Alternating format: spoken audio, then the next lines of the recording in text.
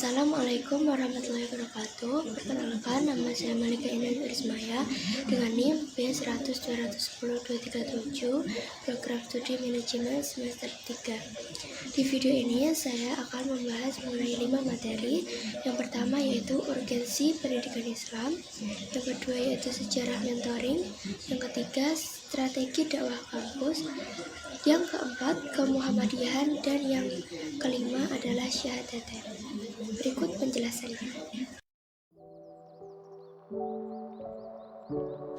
Baik, yang pertama yaitu urgensi pendidikan Islam. Pendidikan Islam merupakan suatu proses yang sifatnya menyeluruh, meliputi segala aspek pendidikan yang mengarah pada pembentukan kepribadian dan akhlak peserta didik. Belakangan ini banyak berita-berita tentang kenakalan remaja seperti mabuk-mabukan, narkoba, mencuri, hingga seks bebas. Ini dikarenakan kurangnya pendidikan agama, mudahnya akses internet, perubahan budaya yang mulai ke barat-baratan, maupun karena himpitan ekonomi. Pendidikan Islam perlu melakukan pembaruan untuk menghadapi kehidupan di zaman yang serba instan seperti saat ini. Perubahan visi misi agar lebih efektif untuk membentuk kepribadian mulia para peserta didik. Tentunya ini didasarkan dengan masalah-masalah yang terjadi pada peserta didik hingga masyarakat. Pembaruan pendidikan Islam meliputi kurikulum, manajemen pendidikan, proses, fungsi, dan manajemen sumber daya pengolah pendidikan itu sendiri. Pembaruan pendidikan Islam tidak hanya menyempurnakan hal-hal yang kurang, tapi juga mengembangkan konsep dan inovasi baru.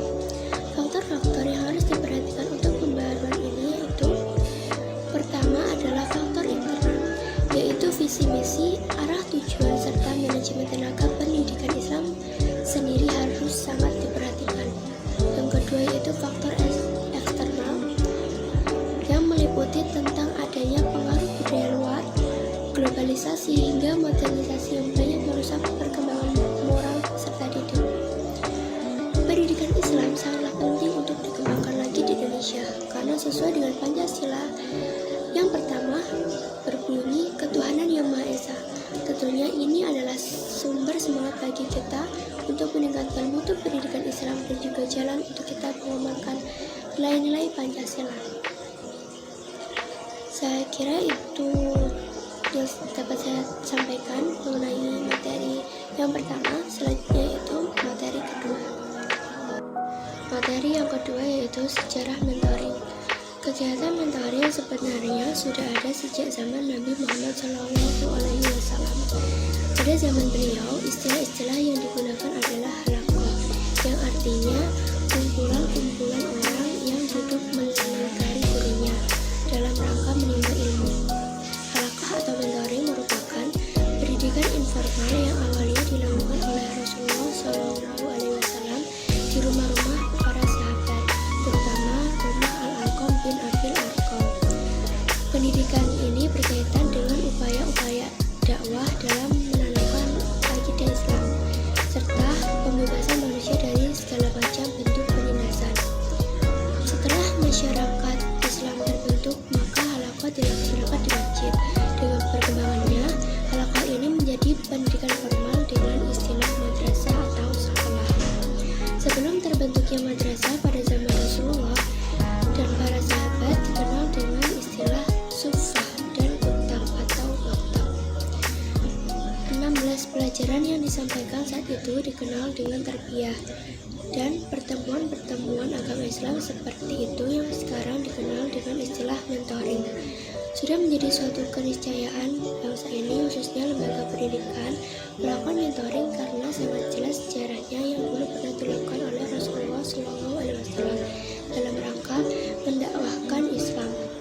Karena cara tersebut sangat efektif untuk diterapkan meskipun pada zaman sekarang.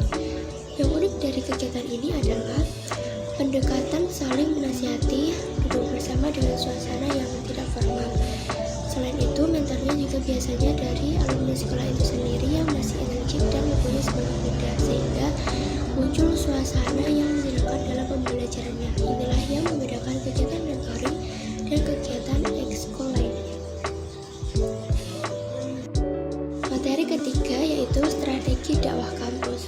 Untuk menyusun strategi komunikasi dakwah kampus harus dimulai dengan perencanaan, pelaksanaan, dan tentunya di dalam strategi ini terdapat faktor pendukung dan penghambatnya. Strategi komunikasi lembaga dakwah kampus dalam membentuk kepribadian Islam mahasiswa dengan perencanaan dan pelaksanaan kegiatan yang berunsur Islami dengan menanamkan nilai-nilai kepribadian Islam kepada mahasiswa. Kepribadian Islam di sini adalah kepribadian kejujuran, tanggung jawab, inisiatif, serta istiqomah dalam keseharian mahasiswa. Strategi yang dilakukan berupa mentoring, pengajian, dan berbagi antar sesama. Contohnya, pengajian dengan kajian yang bertema hijrah dan ukhuwah yang bertujuan untuk membantu istiqomah dalam diri mahasiswa agar menanamkan kepribadian Islam dan membuang kepribadian yang tidak baik. Contoh lain yaitu seperti pelaksanaan malam bina iman dan takwa. Kegiatan ini bertujuan untuk membentuk kepribadian yang jujur dalam segala sesuatu hal, serta meningkatkan iman agar tidak mudah untuk berbohong.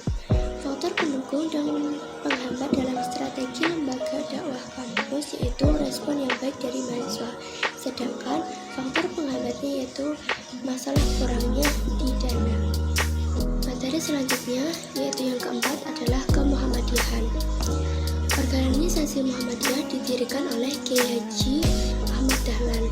Pada masa itu, Kiai Haji Ahmad Dahlan menyadari banyaknya masyarakat Indonesia yang menganut Islam dengan berbagai macam pengaruh mistik. Ketidakmurnian ajaran Islam ini memang merupakan dampak dari adaptasi yang tidak tuntas di masyarakat, yaitu antara tradisi Islam dengan tradisi lokal yang kental dengan paham animisme dan dinamisme. Faktor lain yang menjadi latar belakang berdirinya organisasi Muhammadiyah ini adalah pengaruh paham modern dari masa kolonial. Seperti yang kita tahu, pengaruh negara penjajah yang datang di Indonesia mulai menyebarkan paham modernisasi Eropa, mulai dari paham individualisme, liberalisme, rasionalisme, hingga sekularilisme. Beberapa paham ini bertentangan dengan prinsip-prinsip ajaran Islam, sehingga jika tidak segera dihentikan, maka dapat melahirkan generasi baru Islam yang liberal dan sekuler. Muhammadiyah merupakan gerakan Islam yang melaksanakan dakwah amar ma'ruf nahi munkar dengan tujuan menegakkan dan menjunjung tinggi agama Islam. Adapun tujuan organisasi Muhammadiyah ini dilakukan untuk membangun masyarakat Islam yang sebenar-benarnya, masyarakat yang memahami prinsip Islam sebenarnya serta menjalankannya dengan baik tanpa adanya pengaruh tradisi atau budaya lain yang bertentangan. Dalam pandangan Muhammadiyah, prinsip Islam yang dimaksud menyangkut seluruh aspek kehidupan, meliputi dari akidah, ibadah, akhlak, dan muamalat duniawiyah. Beberapa aspek ini harus dilaksanakan dengan baik dalam kehidupan perseorangan maupun bermasyarakat. Berdasarkan alasan tersebut, diharapkan terwujudnya agama Islam yang menjadi rahmatan lil alamin dalam kehidupan kelengkapan. Selanjutnya, materi terakhir yaitu materi kelima adalah syahadatain. Syahadatain merupakan salah satu rukun Islam yang wajib dilakukan oleh umat muslim. Syahadatain berupa kalimat singkat dan padat namun bermakna yang mendalam, yaitu asyhadu alla ilaha illallah wa asyhadu anna muhammadar rasulullah, yang artinya saya bersaksi bahwa tiada Tuhan selain Allah yang wajib disembah, dan saya bersaksi bahwa Nabi Muhammad itu adalah utusan Allah. Ini merupakan kalimat yang berupa sebuah kesaksian dan pengakuan untuk menyembah Allah sebagai satu-satunya zat yang patut disembah. Bukan hanya itu, syahadat juga berisi pengakuan terhadap kemuliaan Nabi Muhammad SAW sebagai utusan Allah. Makna syahadatain harus diamalkan setiap muslim, tidak hanya diucapkan saja namun juga diyakini. Syahadat merupakan salah satu rukun Islam yang perlu dipenuhi oleh setiap umat muslim. Bahkan syahadat adalah rukun Islam yang pertama sehingga memiliki hukum wajib untuk dilaksanakan. Dalam pelaksanaannya, syahadat memiliki 4 rukun, yaitu syahid masyhudun bih dan masyhudun ilaih. Rukun pertama, syahidun, merupakan pihak yang bersaksi atau orang yang bersaksi.